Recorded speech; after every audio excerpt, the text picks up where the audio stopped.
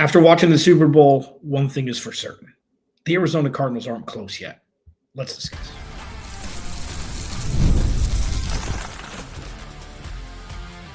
You are Locked On Cardinals, your daily Arizona Cardinals podcast. Part of the Locked On Podcast Network, your team every day. Cardinals, Alex Clancy here. Follow me on Twitter at Clancy's Corner. Follow the podcast at Locked On AZ Cards. Thank you for making Locked On Cardinals your first listen, free wherever you get your podcast and on YouTube, part of the Locked On Podcast Network, your team every day. Today's episode is brought to you by FanDuel. Right now, new FanDuel customers can get $150 in bonus bets if your first $5 bet wins. So I'm officially starting my 9th season hosting this podcast. Been in sports media in Phoenix since 2011. Thank you for being a part of this journey. Whether this is your first listen, you've been listening since my NBC Sports or Fox Sports Radio days a long time ago. The Cardinals aren't close yet, but let me explain. Okay, final segment. Free agency just got a bit more expensive for the Cardinals. I'll explain. The offensive line is the number one chief concern. That's exactly what the Cardinals should throw their first round pick towards. Free agency, whatever it is, I'll explain. But first, the Cardinals aren't close yet, and I'm directing this specifically towards the roster that is the Philadelphia Eagles. The Philadelphia Eagles have had the best offensive line for the better part of a decade. They've had a top 10 defensive line for the better part of a decade. And when those things are there, everything else is easier. The Cardinals have a long way to go. And I think that's obvious as of right now. When I put the yet in there, they're not there yet. It adds a nuance to it that lends people to think that it's closer than where they are now because they still got holes in the roster. They got over $70 million to spend. They got a bevy of draft picks. It could happen very quickly, but they're definitely not close to there yet. And I think that's pretty clear. I think that's pretty clear. It was so obvious that with the best quarterback, say a top 5 quarterback of all time in Patrick Mahomes, with an above average offensive line, aside from Jawan Taylor, who isn't great at right tackle there, with zero pressures of more than just a traditional 4-man rush by the Philadelphia Eagles, Patrick Mahomes didn't have a second to think, let alone throw the ball for the majority of the game. That defensive front is stout. Now, Howie Roseman, somehow, this is like the 8th wonder of the world. Somehow, Howie Roseman has been in a position the last couple seasons to have guys that were supposed to be drafted 10, 12, 15 picks higher fall just right into his lap. He jumped ahead of the Chicago Bears, I believe, 2 drafts ago to draft Jalen Carter at 9. And then Quinyon Mitchell and Cooper DeJean just fell into their laps. But all of that starts with the trenches. All of that starts with the offensive line first, defensive line second. And the Cardinals, obviously, the defensive line is worse than the offensive line last season. It's obvious. A lot of it had to do to injury. A lot of it just had to do with talent level. And completely understandable. But when you look at the Eagles roster, that's what like an overloaded super team looks like. The majority of those players, a large chunk of those players were drafted. Leonard Dickerson was drafted. Devontae Smith was drafted. Dallas Goedert was drafted. Jalen Carter, the corners, I'm not Locked On Eagles. You can check out Lou DiBiase, who's over the moon right now for Locked On Eagles. But it's a perfect roster construction mix of drafted players who don't make – Jalen Hurts was drafted, obviously, who don't make a lot of money yet. Jalen Hurts does, but everybody else is still pretty affordable. And then well-timed, whether it be trades or free agents. Like Zach Baum was a rotational piece. He was a special teams player in New Orleans. And now, look at what he did during the Super Bowl.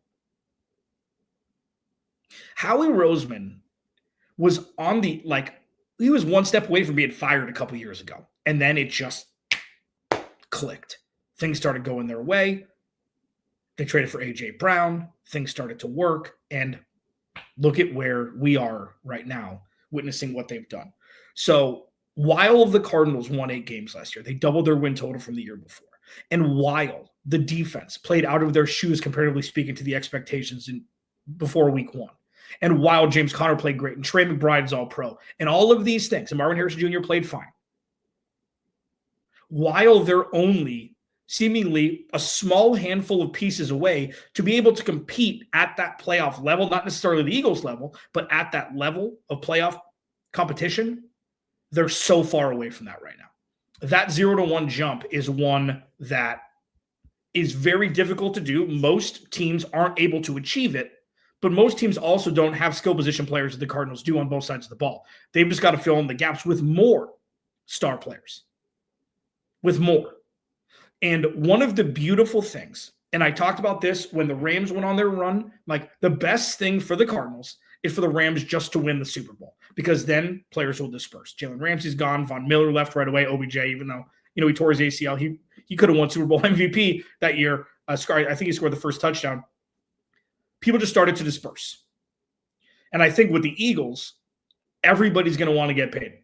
Pause to the third segment because it just got more expensive, and I'll explain why. But by and large, the biggest takeaway for me, 2 of them. The biggest one, like if we're looking at a Venn diagram, 90% of it, the biggest takeaway is the Cardinals aren't close. The offensive line isn't close. The defensive line obviously isn't close. And number 2, the Cardinals need a deep ball threat like Xavier Worthy.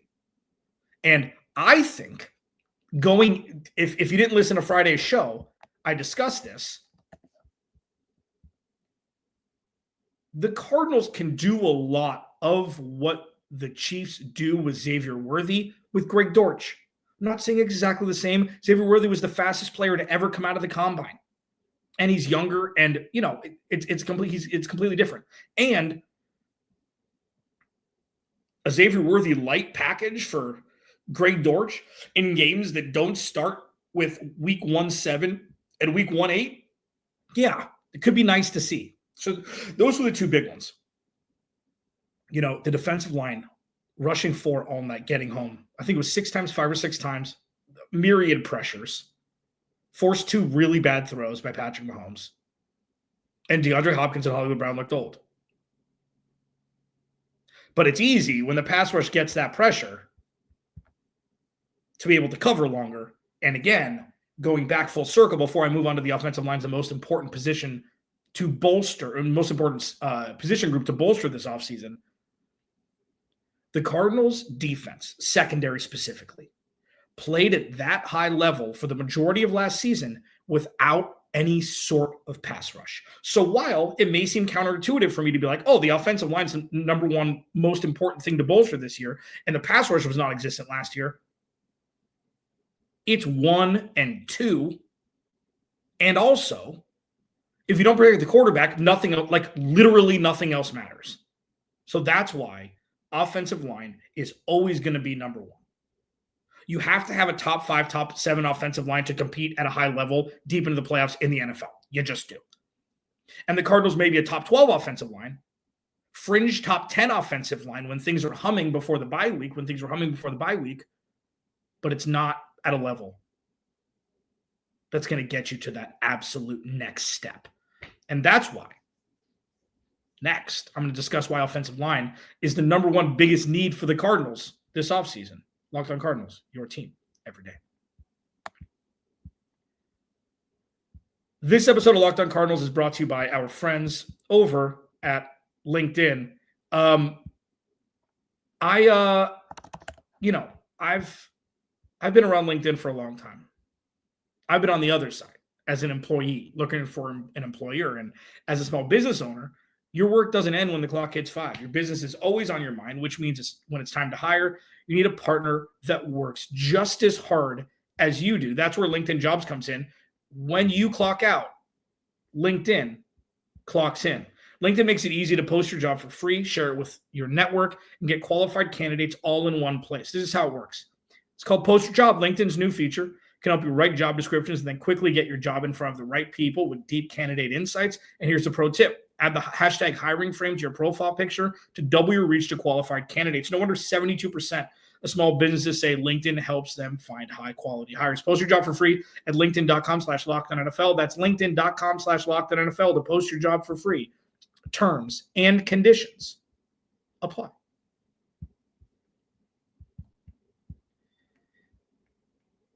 So naturally, it's kind of they need a lot of things. They could always improve on everything, probably except for tight end and running back for now.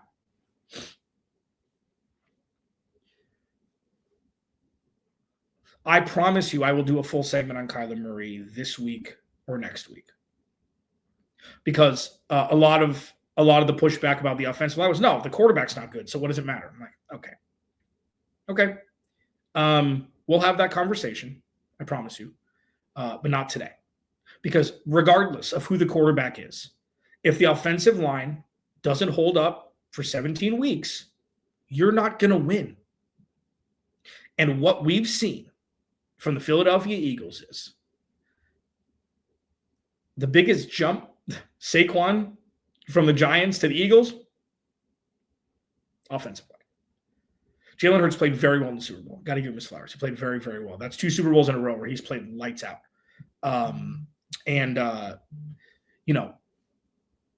When you look at 16 for the Cardinals, and I know that they're mocked to draft edge or corner at 16, I look at the interior of the offensive line, and I say, go get a guard in free agency, draft the best guard in the draft, and you're good. And you're set. Paris Johnson Jr., pillar. Yalda Frolt has been fantastic. We'll see Jonah Williams healthy on the right side. He's at least average. And then if they bring back Will Hernandez, play right guard, you could bring in a left guard. I know Trey Smith is going to be a popular name from Kansas City. My biggest thing to avoid when bringing an offensive lineman is the Nate Solder effect. I've discussed this a lot on the show. Nate Solder was, I believe, all-pro, at least Pro Bowl with the Patriots, went to the Giants years ago, signed for a whole bunch of cheese, and you never heard from him again. Dumping big money into an offensive lineman who isn't talented enough to stay on the field, that's scariest environment imaginable, especially when the Cardinals need to home run this offseason. So I get, like, the conversation on the other side is, well, couldn't you say defensive line's the most important? Look what the Eagles did to the Chiefs' offensive line. I get it. And I'm looking more from an Eagles perspective. That front seven and that defense altogether for the Chiefs has been one of the best in football this year. And they made them, for the most part, look like a college defense. Jalen Hurts was having multiple tea parties in the backfield, untouched, just scanning through his progressions. And he had just these massive holes up the A gap where nobody was. I will always say, which is more important, offensive line or defensive line? Offensive line. Because the quarterback doesn't play on defense. Hashtag analysis. When you tell me that a front four, that they didn't blitz one time and they got home as much as they did. I don't even care about the sacks, just in the backfield as much as they did with Josh Sweat and Jalen Carter, etc. Brandon Graham, it's like that's more about the Chiefs' offensive line than the defensive line, even though it's close. But in correlation to the Cardinals, what changed? What was the downfall of this team after going into the bye week? While there were many, I would say that the offensive line was the biggest one. They dropped off talent-wise and production-wise more than any other unit. And that's it. So if you want to wrinkle in Kyler Murray and him only being 5'9" or 5'10", yeah, sure, we can talk about that now. Maybe he needs to extra half second.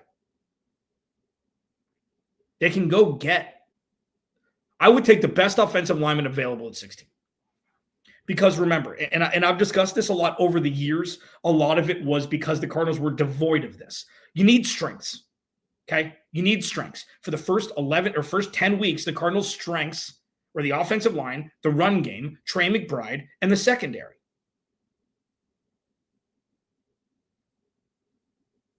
So instead of, this is the conversation we'll have throughout, which is going to be fascinating. There's so many different angles to look at. Do you raise the floor of the defensive line, okay, which I'll talk about in the next segment briefly. You have Bilal Nichols coming back. You have Justin Jones coming back. Darius Robinson in his second year. B.J. Ojulari coming back from the pass rush position. Do you draft an edge rusher or an interior defensive lineman that will make that group better? Probably not elite. Hopefully good. Probably not elite next year. Or do you draft the best guard, maybe bring in a veteran, whether it be a right guard if Will Hernandez leaves or a tackler or whatever it is, and you make the offensive line an absolute bona fide strength, depth? Nope. Do you make the offensive line an absolute bona fide strength with the depth necessary to last 17 weeks? I know how bad the defensive line was last year. I watched the games, believe it or not. I also know how much closer the offensive line is to being elite than the defensive line. So instead of splitting hairs, you throw your eggs in the offensive line basket, at least with 16 overall. And then in free agency, the rest of the draft, you can pay attention to the rest of the needs. Because for me, above all else, the defensive line and the defense altogether, pass rush, defensive line, that group up front, linebackers, depending on if Kazir White leaves or not, they need plug-and-play proven entities in the league. You can't draft a pass rusher. This is very Steve Keim. You can't draft a pass rusher and throw him and be like, okay, go save the pass rush room. It's Marco Wilson all over again. And I know that Marco Wilson was a fourth-round pick. I completely understand. It wouldn't be 16. It wouldn't be their pick in the second round, 30, whatever it is, 46, whatever it is. And if you could get one or two free agents in that group, whether it be defensive line, pass rush room, one of each, two of one, with Bilal Nichols, Justin Jones coming back to be bodies, Dante Stills is still there, Darius Robinson coming in to actually play with a group of players who are at NFL caliber, and B.J. Ojulari coming back, hopefully, staying healthy. That's a more ready-to-rock group coupled with the young secondary in an effort to be ready to roll in week 1 of 2025 and not just, draft an interior defensive lineman and hope it works. And if it doesn't, you're in the same position you were, plus you fried draft capital that could have gone elsewhere. And I know you could say the same about the offensive line. I just feel like the insulation of a young interior offensive lineman can be masked better, especially with a guy like Paris Johnson Jr. on his left and Yalta Ferralt at center on his right, in an effort to get him up to speed at the NFL level. But aside from a couple outliers, it takes interior defensive linemen a little while to get adjusted. Unless you're a Ndamukong Suh, and Jalen Carter is a bad example because he was ready to roll right away. You see more impact from young offensive linemen than pure interior defensive linemen that is directly correlated to positive team success, a la protecting the quarterback. And that's why I feel like when you go offensive line at 16, it just bolsters a strong minus, an average plus room into strong, instead of just raising the floor of what was a bad position group last year. Again, if the Cardinals go interior defensive line, I get it. If they go pass rusher, I get it. I just feel like it starts and ends with clean pockets for Kyler Murray, and everything else is secondary. Even though the defensive line was very bad last year and the pass rush was very bad last year. Locked On Cardinals, your team every day. Free agency got more expensive. I'll discuss why next. You stay right there. Yeah, I'm never doing that outro again. I apologize. Today's episode of Locked On Cardinals is brought to you by FanDuel. When the game tips off, the NBA action is just getting started, and there's no better place to get in on the action than FanDuel, America's #1 sportsbook. With FanDuel, you can place live bets throughout the game. So even if you miss the opening tip or want to bet on a fourth quarter comeback, you can stay in the action. If you're looking for a bigger payout, you can even combine your live bets into a same-game parlay. Right now, new FanDuel customers can get $150 in bonus bets if your first $5 bet wins. Just visit FanDuel.com to join today. That's FanDuel.com for your shot at $150 in bonus bets. Make every moment more with FanDuel, the official sports betting partner of the NBA. Very proud of myself for saying official sports betting partner of the NBA. Usually the first read after the season's over, because I'm so used to saying partner of the NFL, I say NFL, but I didn't. This year's starting off right. Please go to the YouTube channel, search Locked On Arizona Cardinals, hit that subscribe button. Listen, I know how bad the defensive line was last year. I know how much better the offensive line was last year than the aforementioned defensive line, whether it be through injury or otherwise. And also, protecting the quarterback is the #1 most important thing an NFL team can do. I understand getting after the quarterback is probably the second most important thing. But protecting said quarterback is #1. You got to protect the head of the snake. You got to protect. So that's why doubling down on what's already a more, it's just a better unit than the defensive line. You double down on that, make it an absolute strength, set and forget, fill in the pieces elsewhere. One of the pieces that the Cardinals will be looking at, because it's such a natural fit, is Josh Sweat, defensive end / pass rusher for the Philadelphia Eagles. Had 2.5 sacks yesterday. He lined up against John Taylor for a good chunk of it. John Taylor I don't understand. I don't understand how he has a job. I don't. Got more expensive for the Cardinals. And when I tweeted this out, and when I mentioned, like, one of the best things to happen to the rest of the NFL is that the Eagles won the Super Bowl. So a lot of players are going to go try and get money elsewhere because they already got the ring on their finger. And Josh Sweat, it seems like a natural fit.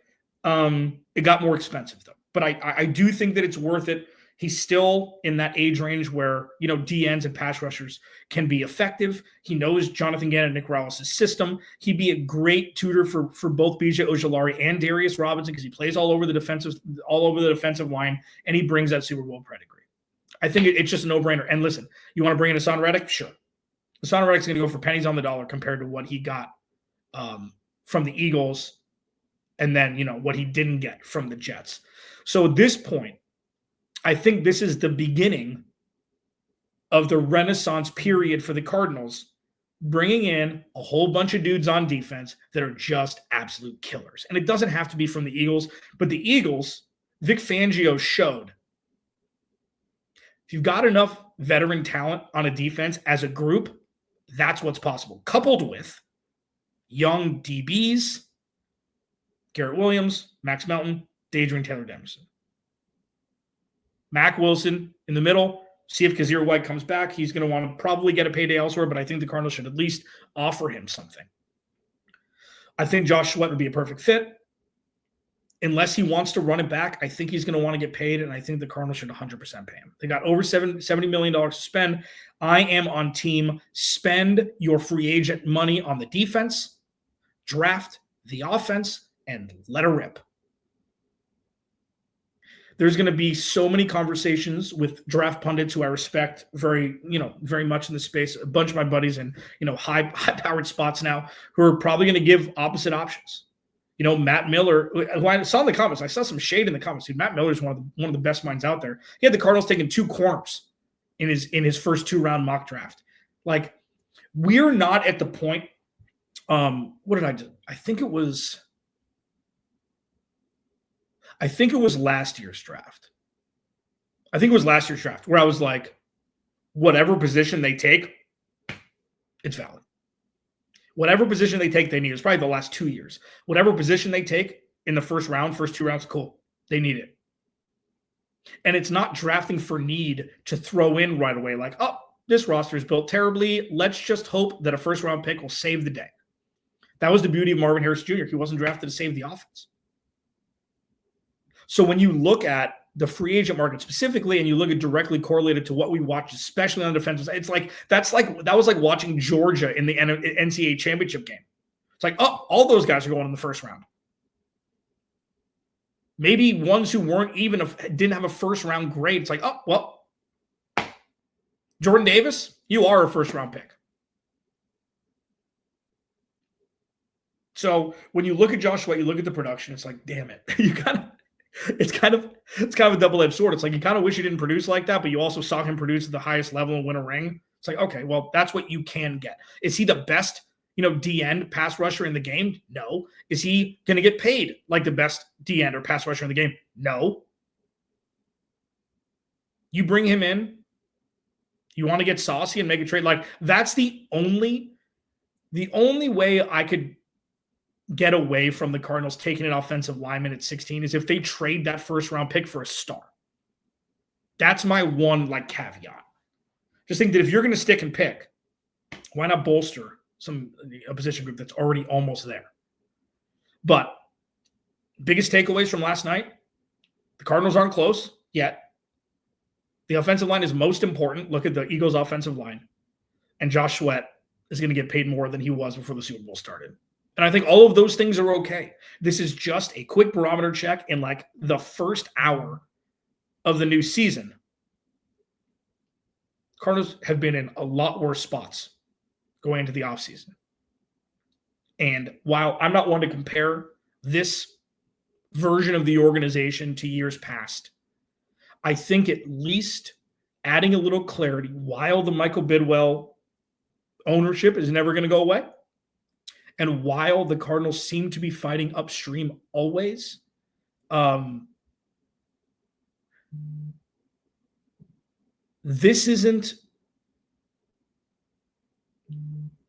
looking at 2025 for the Arizona Cardinals as the year. You thought last season was exciting. This season is going to be that mixture of exciting with all of the ramifications, positive or negative, in the history or that's possible in the ether surrounding an organization. This is Kyler Murray's make or break year. This is Drew Petzing's make or break year. That's it. We're going to find out February, March, April, May, June, July. And I never count on my fingers. In 8 short months, the beginning of the journey starts. It's like 7. The beginning of the journey starts where Kyler Murray is going to be the quarterback for the future after 2025, or he won't. And I'm here for it. Buckle up. Officially starting my 9th season hosting this podcast. Thank you to everybody who's been around. Thank you to everybody who's stuck around. It's only going to get better. Locked On Cardinals, your team every day. Remember, without you, there is no me. I'll talk to you tomorrow.